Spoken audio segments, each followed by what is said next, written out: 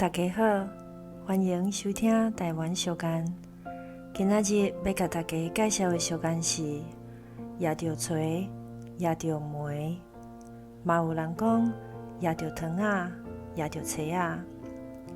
这句话内底的锤也是册仔，是爸母用来教示囡仔的工具。伊的意思是讲，时大伫咧教示实事的时阵，若是因做毋对代志，需要用较严格的处罚方式；若是表现真好，嘛是需要时大的鼓励甲奖励。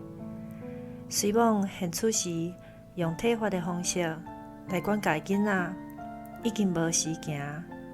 毋过教示实事的道理是共款的，做了好就奖励，做了无好就处罚。以上，感谢收听。